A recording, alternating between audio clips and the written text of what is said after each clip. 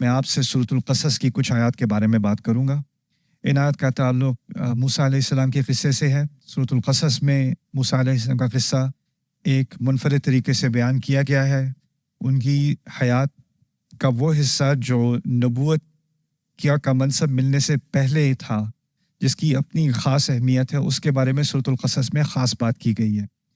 اس کی طرف حوالہ سورۃ طٰہٰ میں اور مقامات پر بھی کیا گیا ہے، لیکن جس تفصیل میں اللہ تعالیٰ نے سورۃ القصص میں بات کی اور مقامات میں نہیں ہے۔ یہاں پر خاص ایک چھوٹا سا لمحہ ہے ان کی زندگی کا، اور ایک واقعہ ہے، اس میں بہت ساری ہدایات مضمر ہیں، اور ان میں سے کچھ ہدایات کی طرف آج میں اشارہ کروں گا اس خطبے میں انشاءاللہ۔ پہلی بات یہ ہے کہ ان کی جو پرورش ہوئی ہے وہ ایک ایسے گھرانے میں، فرعون کے گھرانے میں ہوئی ہے، لیکن سب کو معلوم ہے، فرعون کے ارد گرد سب کو معلوم ہے کہ ان کی نسل فرعون کی نسل نہیں ہے۔ رنگت ان کی مختلف ہے، اور ان کی رنگت اور شکل اور ان کی جو جینز ہیں وہ بنو اسرائیل کے لوگوں جیسی ہیں۔ اور یہ جاننا بہت ضروری ہے کہ سب کو معلوم تھا کہ یہ فرعون کی اپنی اولاد نہیں ہے، ان کو لے لیا گیا، اڈاپٹ کر لیا گیا ہے، لیکن وہ اس گھرانے کے نہیں ہیں۔ یعنی اس طرح سے سمجھ لیں کہ ان کو ایک طرح سے تو بادشاہی مقام مل گیا، وہ ایک شہزادے کی زندگی گزار رہے ہیں کیونکہ فرعون ان سے محبت کرتا ہے، لیکن جو پولیس والا ہے، جو سیکیورٹی والا ہے، جو نوکر ہے، اور جو سارے جرنیل وغیرہ ہیں جن کا واقعی میں مقام ہے اس سوسائٹی میں، اور وہ غلام قوم سے نہیں ہے، وہ حکمران قوم سے ہیں، ان کو صرف ایک غلام قوم کا فرد ہے جس سے عزت سے بات کرنی پڑتی ہے، اور وہ ہے موسیٰ علیہ السلام۔ یعنی باقی بنو اسرائیل میں سے کوئی اور بھی ہونا تو وہ اس کو نیچ سمجھ کے، غلام سمجھ کے اس سے جیسی بھی بدتمیزی کریں کیونکہ وہ نچلی سوسائٹی کے لوگ ہیں۔ لیکن اس نچلی سوسائٹی میں سے ایک فرد ایسا ہے جس کو ان کو سر، جناب، دروازہ کھولنا پڑتا ہے، ان کے لیے ان کو عزت دینی پڑتی ہے، اور دل میں ان کے یہ نفرت بڑھتی چلی جا رہی ہے کہ کیوں ایسا کریں ہم، یہ تو نچلی قوم کا ہے۔ کیا اس میں نظر آتا ہے فرعون کو کہ اس کو اتنا مقام دیا ہوا ہے، اس کو باقیوں کی طرح ذلیل کرنا چاہیے؟ اس کا کیسے حق بنتا ہے کہ اس محل میں رہے اور ہم اس کے لیے دروازہ کھولیں، اس کی عزت کریں؟ یہ بات آپ کو پہلے سمجھنے کی ضرورت ہے۔ دوسری بات کہ اللہ تعالیٰ نے اپنی تدبیر کے تحت موسیٰ علیہ السلام کو اپنی جو حقیقی ان کی ماں ہے ان سے دوبارہ ملا دیا تھا، اور اس بات سے یہ بات بھی سامنے اشارے میں ظاہر ہو جاتی ہے، کنایے کے ذریعے ظاہر ہو جاتی ہے کہ ان کو اسلام میں ہی پرورش دی گئی۔ اب وہ ہم اپنے دین کو جانتے ہیں، اور وہ یہ بھی جانتے ہیں کہ وہ کون سی امت کا حصہ ہیں، اور وہ ایک طرف تو وہ ایک محل میں ان کی پرورش ہو رہی ہے، لیکن وہ یہ بھی جانتے ہیں کہ ان کی امت کے لوگ بنی اسرائیل ہیں، اور وہ سب غلام ہیں، اور ان پر روزانہ ظلم ہوتے ہیں، ان کو مارا پیٹا جاتا ہے، ان سے زیادہ کام لیا جاتا ہے، ان کو اس کی اجرت نہیں دی جاتی، ان میں سے لاکھوں کی تعداد میں قتل بھی کر دیے جاتے ہیں۔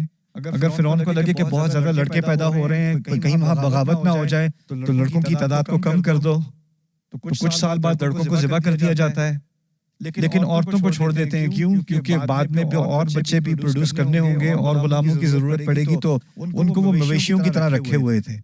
اور موسیٰ علیہ السلام کو اس بات کا علم ہے کہ یہ لوگ اس طرح سے میری قوم کو، یعنی امت مسلمہ کو اس وقت کی، اس طرح سے ان کے ساتھ برتاؤ کرتے ہیں۔ اس بات کا بھی ان کو اچھی طرح علم ہے کیونکہ وہ اس گھرانے سے ہیں اور اس خاندان سے ہیں کہ ان کی تراث کیا ہے، یعنی پیچھے جا کر وہ مصر میں کیسے آئے تھے بنو اسرائیل یوسف علیہ السلام کے ذریعے، اور یوسف علیہ السلام یعقوب، اور ان کے پیچھے اسحاق، اور ان کے پیچھے ابراہیم علیہ السلام، تو وہ اس سلسلے کا ایک حصہ ہے، اور اس بات کا ان کو علم ہے۔ نبی نہیں ہے لیکن اپنے مسلمان ہونے کا اور ملت ابراہیم کا حصہ ہونے کا ان کو علم ہے۔ اچھا، اس سارے علم کے باوجود اب وہ کیونکہ ان کی سچویشن ایسی ہے، ماحول ایسا ہے، تو وہ اب محل میں ایک شہزادی کی زندگی گزار رہے ہیں، نوجوانی کی عمر میں، اور اس عمر کے بارے میں اللہ تعالیٰ نے ایک تبصرہ کیا ہے جب وہ اس محل میں رہ رہے تھے۔ وَلَمَّا بَلَغَ أَشُدَّهُ وَاسْتَوَىٰ آتَيْنَاهُ حُكْمًا وَعِلْمًا وَكَذَلِكَ نَجْزِي الْمُحْسِنِينَ۔ یہ سورۃ القصص کی پہلی آیت ہے جس کے بارے میں ہم بات کریں گے کہ جب موسیٰ علیہ السلام ایسی عمر میں پہنچ گئے جس کو آج کل ہم کہیں گے ٹین ایج ایئرز، بلغ اشدہ، یعنی وہ مردانگی کی عمر تک پہنچ گئے۔ اچھا، اب وہ بالغ ہو گئے، اس کا مطلب ہے کہ اب بالغ ہونے میں ہمارے دین سے مراد کیا ہے کہ اب جو آپ فیصلہ کرو گے نا، جو کام کرو گے اور جو اختیار کرو گے، اس کے ذمہ دار آپ خود ہو۔ جیسے کسی بھی ملک کے قانون میں ہوتا ہے، ایک عمر کے بعد اگر کوئی انسان کوئی غلط حرکت کرے یا کسی قانون کو توڑے تو اس کے لیے عدالت اور ہوتی ہے، اور کم عمر کا کوئی کرے تو اس کے لیے عدالت اور ہوتی ہے، جوونائل کورٹ سسٹم ہوتا ہے، ٹھیک ہے نا؟ تو اب وہ اس حد تک پہنچ گئے ہیں کہ اب ان کو ایک بالغ قرار دیا جا رہا ہے۔ ان کے بارے میں اللہ تعالیٰ نے تین چیزیں بتائی ہیں ان کے بارے میں. پہلی بتائیے آتیناہ حکمن، کہ ان کو اللہ تعالیٰ نے حکمت دی اور پکا فیصلہ کرنے کی صلاحیت دی، صحیح فیصلہ کرنے کی صلاحیت دی. استحکام بھی حکم سے نکلا ہے، حکمہ بھی حکم سے نکلا ہے، احکام بھی حکم سے نکلا. اس میں کئی معنی ہیں. خلاصہ یہ سمجھ لیں کہ اللہ تعالیٰ نے اس نوجوان لڑکے کو جو شہزادے کی زندگی گزار رہا تھا اچھے فیصلے کرنے کی صلاحیت دی. اس بات کی اہمیت یوں ہے کیونکہ ایک کم عمر میں نا بچہ حفظ جلدی کر لیتا ہے، سیکھ جلدی جاتا ہے، جیسے زبان جلدی سیکھ جاتا ہے یا رٹا جلدی سے کر لیتا ہے، حفظ جلدی سے کر لیتا ہے. اگر آپ جو علم کو ابزارب کرنے کی، علم کو اخذ کرنے کی جو صلاحیت نوجوان میں ہوتی ہے نا وہ زیادہ ہوتی ہے. اور اگر آپ 70-80 سال تک پہنچے، آپ میں حکمت زیادہ ہے لیکن اب نیا علم سیکھنے کی صلاحیت کم ہو جاتی ہے، چیزیں اس طرح یاد نہیں رہتی جیسے پہلے یاد رہی ہوتی تھی، اور وہ حافظہ بھی کمزور ہوتا چلا جاتا ہے. تو کم عمری میں اصل میں دور ہوتا ہے علم کا، اور بڑی عمر میں جا کے دور آتا ہے حکمت کا. نوجوان کے پاس علم تو بہت سارا آ جائے، حکمت تجربے کے بعد آتا ہے. اسی نوجوان علم ہونے کے باوجود بے وقوف فیصلے بھی کرتا ہے. اس کو پتا ہوگا گاڑی تیز نہیں چلانی، یا اس طرح جو ہے وہ بالکل کیئرلیس ہو کے اسپیڈنگ نہیں کرنی، یہ نہیں کرنی، لیکن مزہ آ رہا ہے تو وہ کرے گا. اس کو پتا ہے خطرناک ہے، علم تو ہے اس کے پاس کہ یہ خطرناک ہے، کرے گا پھر بھی. اس کو پتا ہے میڈیکل اسٹوڈنٹ ہوگا، میڈیکل اسٹوڈنٹ ہے تو اس کو پتا ہے کہ آپ کی لنگس کے ساتھ کیا ہوتا ہے. آپ اسموکنگ کرتے ہو تو، سگریٹ پیتے ہو تو آپ کے ساتھ اندر جسم کے ساتھ کیا نقصان ہو رہا ہے، اس کو عام لوگوں سے زیادہ پتا ہے کیونکہ وہ میڈیکل اسکول میں جا رہا ہے. لیکن پھر بھی کلاس میں اسٹریس بہت ہو گئی ہے، باہر کھڑا اسموکنگ کر رہا ہے. کیوں؟ علم تو ہے، حکمت نہیں ہے. حکمت جو ہے وہ بعد میں جا کر آتی ہے. خاص ایک خصوصیت، اور خاص کر جس ینگ لڑکے کے پاس، ایک تو اس کے بارے میں یہ بھی کہہ دیا کہ وہ اس عمر میں پہنچے، نوجوانی کی عمر میں، جب ہم سارے بے وقوفیاں کرتے ہیں. اس کے بعد کہا وستوا. وستوا سے مراد ہے کہ ان جسم کے بڑے تگڑے تھے، قوی تھے، تو اب وہ جسمانی ان کے پاس بھی قوت ہے، عمر بھی نوجوان ہے، زندگی بھی شہزادے والی ہے، جو چاہیں کریں، جتنا پیسہ ہے، کوئی چیز حرام نہیں ہے، کوئی ان کو کچھ روک نہیں سکتا. ہر طرف سے ان کے لیے دروازے کھلے ہوئے ہیں، جو کرنا چاہے کرے. اب آپ اندازہ کرو کسی سوسائٹی میں کوئی ینگ لڑکا ہو، اس کے پاس ملینز ہوں، اربوں روپے ہوں اس کے پاس، قانون اس کو روک نہیں سکتا کیونکہ اس کے پاس ایک اونچا سٹیٹس ہے اور جسم کا بھی وہ طاقتور ہے. کیسی حرکتیں کرے گا وہ؟ آپ کیسی حرکتیں کرتے دیکھو گے اس کو؟ جہاں میں دنیا میں گیا ہوں، جہاں میں نے دولت مند نوجوان دیکھے ہیں، آپ کو ایک ہی صورتحال ملے گی، اور ایک چیز جو نظر نہیں آئے گی نا عام طور پہ وہ حکمت ہوگی. یہاں تک کہ ان کے والدین ان کو سب سے بڑی یونیورسٹیز میں بھی ڈال دیں گے. دنیا کے اعلیٰ ترین علمی اداروں میں امیر بچے جاتے ہیں. علم تو ان کو وہاں مل جاتا ہے، لیکن وہاں بھی آپ دیکھو گے ان کی حرکتیں جو ہے نا ان میں حکمت کوئی نہیں ہے. خاص اللہ تعالیٰ نے موسیٰ علیہ السلام کے بارے میں بتایا ہے کہ اس عمر میں پہنچے، علم سے پہلے حکمت کا ذکر کیا. آتیناہ حکمن و علمن، یہ نہیں کہا آتیناہ علمن و حکمن. عام انسان کے لیے علم پہلے آتا ہے، آگے کہیں جا کے حکمت آتی ہے. اور جب دولت اور قوت اور موقع اور اقتدار یہ ساری چیزیں اکٹھی ہو جائیں، وہ بھی نوجوان عمر میں، تو حکمت کا دروازہ بند ہو جاتا ہے. لیکن موسیٰ علیہ السلام کو ایک خاص تحفہ دیا گیا اللہ تعالیٰ کی طرف سے کہ کم عمری میں بھی ان کو حکمت دی گئی. یہ رسالت سے پہلے کی بات ہے. ابھی وہ رسول نہیں بنے، رسول جا کر بنیں گے جب طور پر جائیں گے، جب پہاڑ پر جائیں گے، جب آگ دیکھیں گے، وہاں پر ہم کلامی ہوگی اللہ تعالیٰ سے، وہاں پر رسالت کا منصب ان کو ملے گا. ابھی بس یہ ایک نوجوان ہے، ایک مسلمان نوجوان ہے جس کو اللہ تعالیٰ نے اپنی طرف سے ایک تحفہ دیا ہے، حکمن، اور اس کے ساتھ ایک اور تحفہ دیا ہے وہ علمن، اور علم بھی دیا. اور یہ بھی بہت اہم ہے سمجھنا، کیونکہ اس دور میں دنیا کی اعلیٰ ترین یونیورسٹی، دنیا کی اعلیٰ ترین سوسائٹی جس میں دنیا جہاں سے لوگ اپنے شہزادے، اپنے امیر، اپنے بچوں کو اعلیٰ تعلیم حاصل کرنے کے لیے بھیجتے تھے، وہ مصر تھا.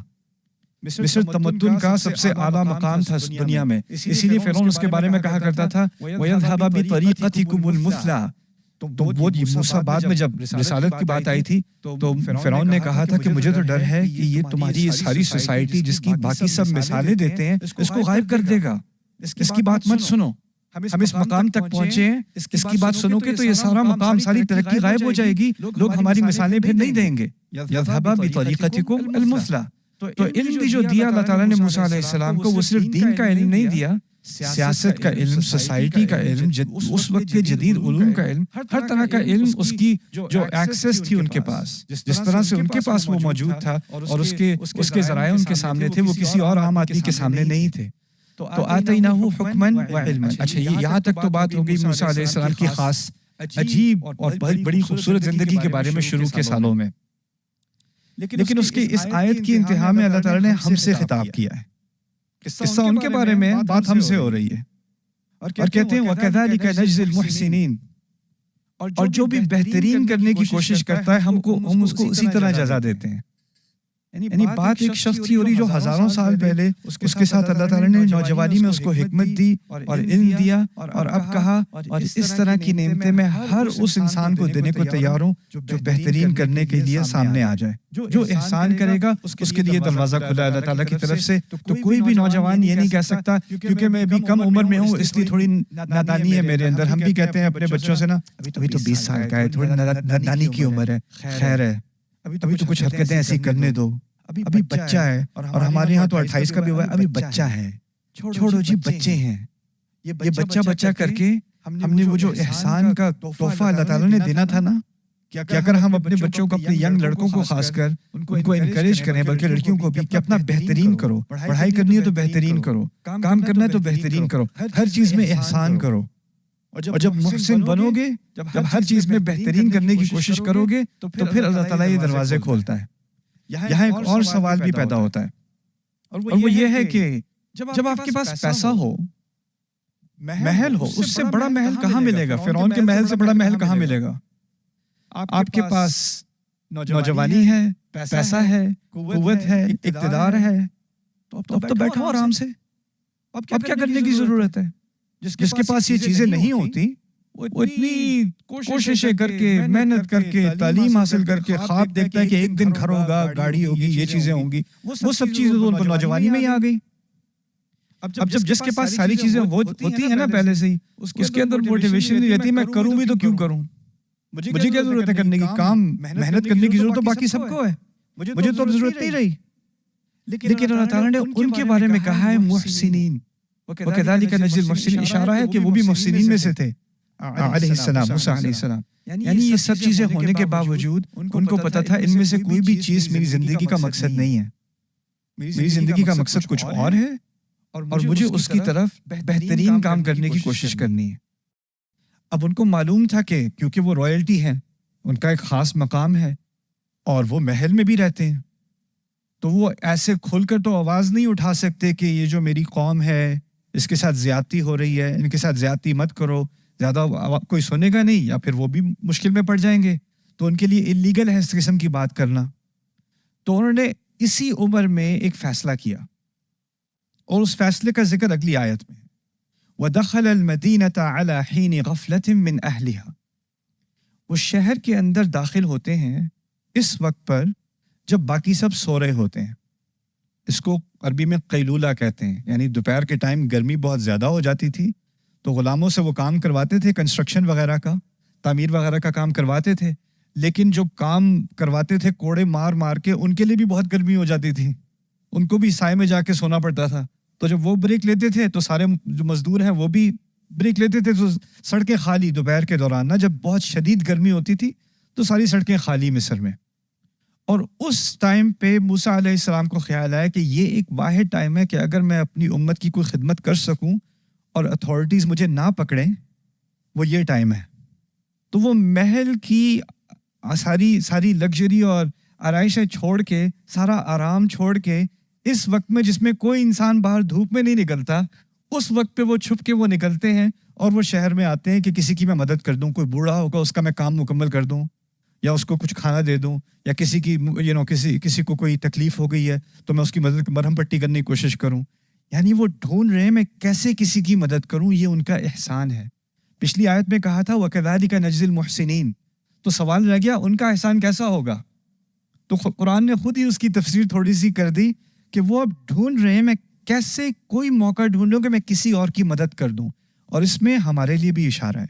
اگر اللہ تعالیٰ نے آپ کو نہیں دیا، آپ کے رزق میں کمی ہے، قدر علیہ رزقہ، اللہ کبھی کبھی کسی کے رزق میں کمی کرتا ہے تو اس کو مشکل آتی ہے، اس کو 3 جاب کرنی پڑتی ہیں، اور وہ سارا دن ساری رات محنت میں لگا رہتا ہے کہ ایک روٹی بھی آ جائے ٹیبل پر. لیکن کچھ لوگوں کے لیے اللہ تعالیٰ نے آسانی کی ہوتی ہے, ان کے لیے رزق کا دروازہ کھول دیا ہوتا ہے. اب ان کو کرائے کی فکر اتنی نہیں ہے, انکم کی اتنی فکر نہیں ہے, اور جب خوشحالی آ جاتی ہے تو تھوڑا سا فری ٹائم بھی آ جاتا ہے. اور جب فری ٹائم آتا ہے تو اس میں احسان کا اشارہ کیا ہے کہ میں سوچوں میں کس کی مدد کر سکتا ہوں, ابھی میں اس وقت کا استعمال کیسے کروں گا کسی کا کوئی بھلا ہو جائے. یہ ہے کذالک نجزی المحسنین. اور اگر میں یہ کروں گا تو مجھے کیا تحفہ, مجھے کیا ملے گا اس سے, مجھے کیا ملے گا؟ وہ پہلی آیت میں ہے, حکمن و علمن, وہ تحفے ہیں اللہ تعالیٰ کے, وہ ملیں گے مجھے حکمت ملے گی, میرے علم میں اضافہ ہوگا. اور حکمت کا پہلے ذکر کرنا اور علم کا بعد میں ذکر کرنا, اس کی ایک اور بڑی اس کا ایک خوبصورت راز یہ بھی ہے کہ علم کسی کے پاس بہت زیادہ ہو اور حکمت نہ ہونا تو اس علم کا کوئی فائدہ نہیں ہوتا. تو اللہ تعالیٰ حکمت پہلے دے رہے ہیں, اور حکمت اخذ کرنے کے بعد اب آپ صرف اسی قسم کا علم حاصل کرو گے جس کا اصل میں ہی فائدہ ہوگا. اصل میں عربوں کے ہاتھوں حکمت کی جو تعریف ہے نا, وہ ہے العلم النافع والعمل به, ایسا علم جو فائدہ دے اور پھر اس پر عمل بھی کیا جائے. یعنی مفید علم کو حکمت کہتے ہیں اصل میں.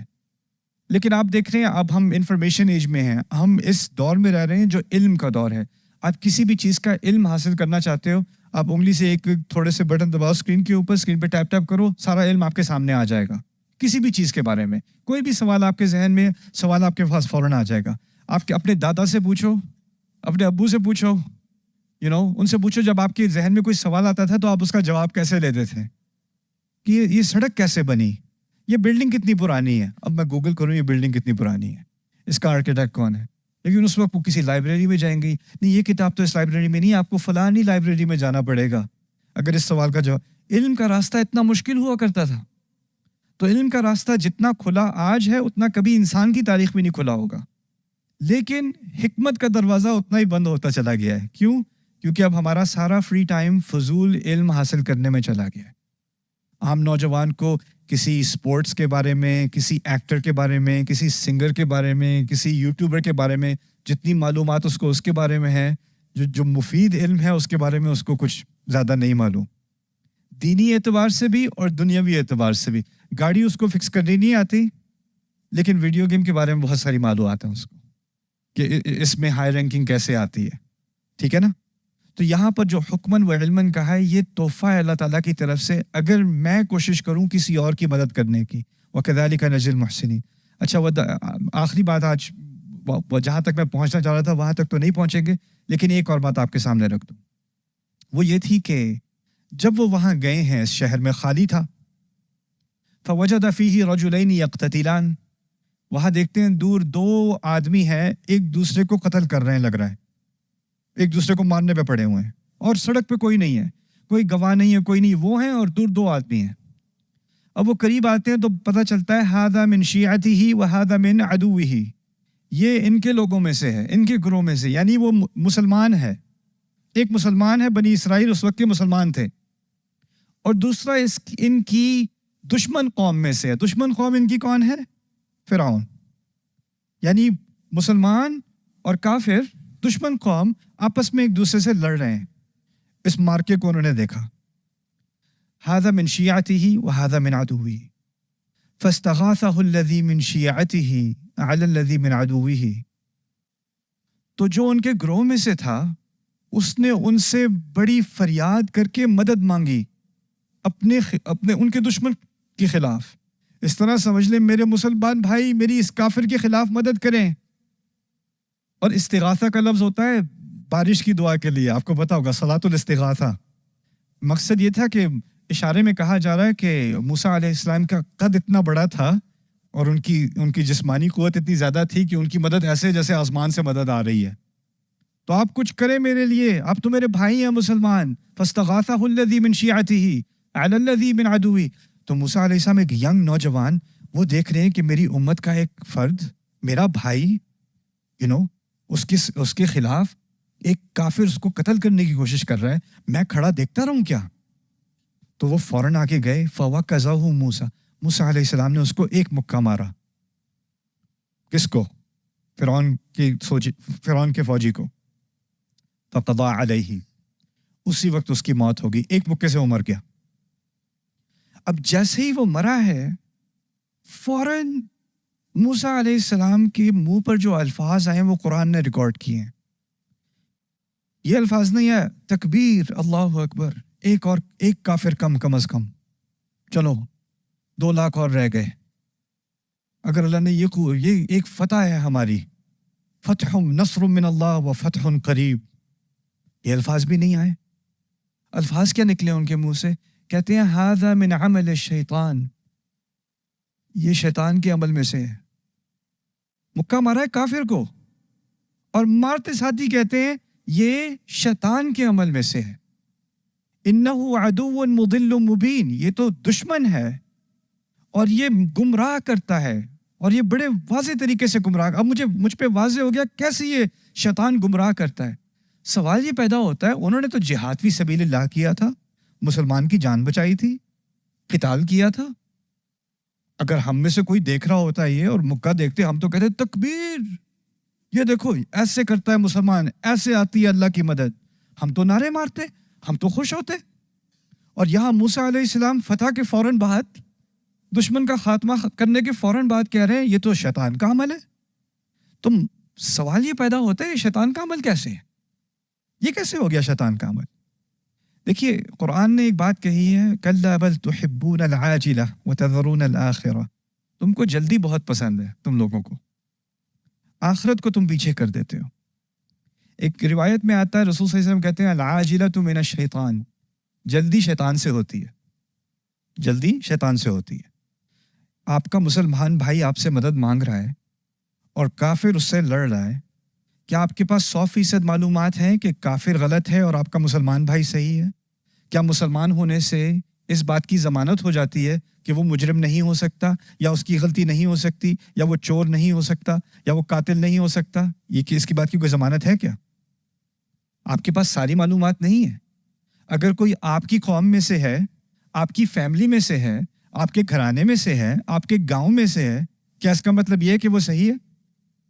اور جس سے آپ کی چڑ ہے، یا جس سے آپ کی لڑائی ہے، یا جس کو آپ پسند نہیں کرتے، کیا اس بات کی ضمانت ہے کہ وہ غلط ہے؟ نہیں۔ لیکن دوسری بات یہ ہے کہ دیکھیں، کیونکہ وہ مصر میں رہتے ہیں نا، تو لاکھوں دفعہ دیکھا ہوگا کہ کتنے فوجی، کتنے انیسنٹ قسم کے لوگ جنہوں نے کوئی جرم بھی نہیں کیا ہوا، ان کے ساتھ کتنی زیادتیاں ہزاروں دفعہ دیکھی ہوں گی انہوں نے، ہزاروں دفعہ۔ اب وہ 1001 دفعہ دیکھ رہے ہیں تو کہہ رہے ہوں گے 1000 دفعہ دیکھ چکا ہوں، وہی بات جو پہلے ہوتی ہوگی وہی ابھی بھی ہو رہی ہوگی، اسی لیے تو انہوں نے جلدی کی۔ وہ تو کہیں گے یہ تو میں نے کتنی دفعہ، بے شمار دفعہ دیکھا ہے اور میں کچھ کر نہ سکا، سب گواہ تھے، آج ایک موقع ملا ہے تو میں کچھ کر تو سکتا ہوں نا، تو کچھ تو میں کروں۔ یعنی ان کی نیت میں کوئی خلل نہیں ہے۔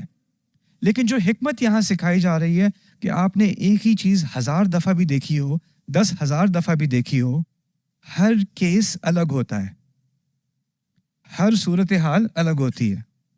اگر کوئی جج ہے، وہ 20 سال سے جج ہے، اس نے بہت سارے کیسز دیکھے ہیں، اس کے پاس ایک نیا کیس آتا ہے، وہ بندے کی شکل کر کہتا ہے میں تو بندے کی شکل دیکھ کے بتا دیتا ہوں کہ اس نے جرم کیا ہے۔ اگر جج ایسا ہونا تو اس کو جج نہیں ہونا چاہیے، کیونکہ وہ کیا کر رہا ہے، اپنے سابقہ تجربے کی بنیاد پر وہ گمان کر رہا ہے کہ یہ کیس کیسا ہوگا، اور یہ انصاف کے خلاف ہے۔ موسیٰ علیہ السلام نے جو اپنا اقدام کیا نا، وہ تمام معلومات لینے سے پہلے کیا، جلدی کر دی، جذبات میں آ گئے، سوچا کہ جب اتنی زیادہ دفعہ میں نے اس قسم کی زیادتی دیکھی ہے تو یہ بھی اسی کی ایک مزید مثال ہوگی، اور یہ سب، اور جذبہ اچھائی کا تھا، لیکن شیطان بھی کبھی کبھی اچھائی کا جذبہ استعمال کر کے آپ سے کام نکلواتا ہے، اور یہ حکمت قرآن نے سکھا دی، ھذا من عمل الشیطان۔ اور پھر اب سمجھ میں آتا ہے جب اللہ تعالیٰ نے کہا تھا نا کہ ان کو حکمت دی تھی، اس قصے کے شروع میں بھی کہا تھا نا حکمت دی تھی انہیں، یعنی انسان غلطی کرے اور اس کو فوراً سمجھ میں آ جائے کہ یہ اصل میں بہت بڑی کیا تھی، غلطی تھی، اس سے بڑی حکمت کیا ہوگی، اس سے بڑا علم کیا ہوگا، فوراً اس بات کا خود ہی اعتراف کر لیتے ہیں کہ یہ شیطان کا عمل ہے۔ اب ایک آخری مسئلہ رہ گیا، خطبہ لمبا ہو گیا ہے لیکن یہ آخری مسئلہ ورنہ بات آدھی رہ جائے گی۔ وہ کیا ہے کہ اگر کوئی غلط حرکت کرتا ہے، غلطی ہو جاتی ہے کسی سے، کسی کے ساتھ زیادتی بھی ہو جاتی ہے، اور پھر آپ کہیں یہ جی بس شیطان کا اثر آ گیا تھا میرے اوپر. یہ شیطان جو ہے نا یہ بہت ہی ذلیل مخلوق ہے، اس کی مجھے بھی اس سے بڑی نفرت ہے. میں نے نہیں کیا تھا، اصل میں یہ شیطان کا اثر تھا. اب آپ شیطان کو مل کے کوستے ہیں. سارا کام، ساری جو جڑ ہے خرابی کی وہ شیطان ہی ہے. اس سے کیا ہوتا ہے، انسان کہتا ہے کہ شیطان کی وجہ سے ہوا، یہ تو شیطان کے اعمال میں سے ہے، تو اس طرح سے سمجھے کہ میں نے اپنے اوپر سے ذمہ داری اٹھا دی اور ساری ذمہ داری کس پہ ڈال دی؟ شیطان پہ. اس نے کیا. ھذا من عمل الشیطان انہ عدو مضل مبین. فوراً اگلی آیت میں خود ذمہ داری لیتے ہیں، کہتے ہیں ربی انی ظلمت نفسی فاغفر لی، میں نے اپنے نفس پر خود ظلم کیا، میں نے کیا ظلم، مجھے معاف کیجیے. یعنی شیطان تو ہے، لیکن ان کو اچھی طرح اس بات کا علم ہے کہ قیامت کے دن وہ یہ نہیں کہہ سکیں گے یہ تو شیطان تھا میرے رب، میں تھوڑی تھا. فوراً اللہ تعالیٰ کی طرف رجوع کر کے کہتے ہیں انی ظلمت نفسی، میں نے، اس میں کوئی شک نہیں ہے، جو ظلم کیا ہے وہ میں نے اپنے اوپر کیا ہے. اور یہ بھی بہت بڑی حکمت ہے. کسی سے غلطی ہوتی ہے نا تو وہ کہتا ہے سوسائٹی دیکھیں، سوسائٹی میں پریشر بہت ہے، فتنہ بہت ہے، میں کیا کروں، ایسے ہو گیا، لیکن میں انسان ہوں آخر. اس کو دیکھیں، اس نے مجھ سے یہ بات کی، مجھے غصہ آ گیا تو میں نے یہ کر دیا، فلانے نے یہ کیا، میں نے ایسے کر دیا. آپ ہر ایک کو ذمہ دار ٹھہرانے کو تیار ہو، لیکن حکمت کا تقاضا کیا ہے؟ اپنے آپ کو تو پہلے ذمہ دار ٹھہراؤ نا اپنے رب کے سامنے. اگر یہ نہیں میں کہہ سکتا کہ اصل میں جو ظلم کیا وہ میں نے اپنے ساتھ کیا ہے، تو مجھے معاف کر دیجئے. فغفر لہ، اور اس کی بنیاد پر اللہ تعالیٰ نے انہیں معاف کر دیا. فغفر لہ، یہ آخری بات اس پہ ایک اور خطبہ کے بھی انشاءاللہ میں بھی اگلے ہفتے کریں گے کہ اللہ تعالیٰ نے جب انہیں معاف کیا ہے تو کیا انہیں معلوم تھا کہ اللہ تعالیٰ نے انہیں معاف کیا کہ نہیں؟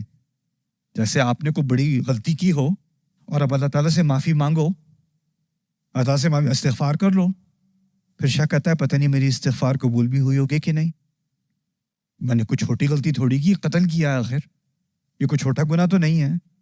میں نے اعتراف تو کر لیا غلطی میری تھی، معافی تو میں نے مانگ لی، لیکن اللہ تعالیٰ کی طرف سے کوئی وحی تو نہیں آنی ابھی کہ چلو تمہاری توبہ اچھی تھی، قبول، اب تم اپنی زندگی میں آگے کی سوچو، اب اس کے بارے میں بار بار سوچنا چھوڑ دو، شک کرنا چھوڑ دو کہ میں نے معاف کیا یا نہیں کیا، اس کی فکر تم چھوڑ دو.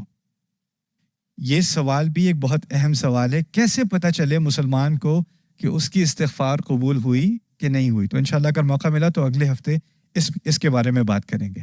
بارک اللہ لی ولکم فی القرآن الحکیم ونفعنی وإیاکم بالآیات والذکر الحکیم. الحمد لله وكفى والصلاة والسلام على عباده الذين اصطفى خصوصا على أفضلهم وخاتم النبيين محمد الأمين وعلى آله وصحبه أجمعين. قال الله عز وجل في كتابه الكريم بعد أن أقول أعوذ بالله من الشيطان الرجيم إن الله وملائكته يصلون على النبي يا أيها الذين آمنوا صلوا عليه وسلموا تسليما. اللهم صل على محمد وعلى آل محمد كما صليت على إبراهيم وعلى آل إبراهيم في العالمين إنك حميد مجيد. اللهم بارك على محمد وعلى آل محمد كما باركت على إبراهيم وعلى آل إبراهيم في العالمين إنك حميد مجيد. عباد الله رحمكم الله، اتقوا الله، إن الله يأمر بالعدل والإحسان وإيتاء ذي القربى وينهى عن الفحشاء والمنكر ولذكر الله أكبر والله يعلم ما تصنعون. أقم الصلاة إن الصلاة كانت على المؤمنين كتابا موقوتا.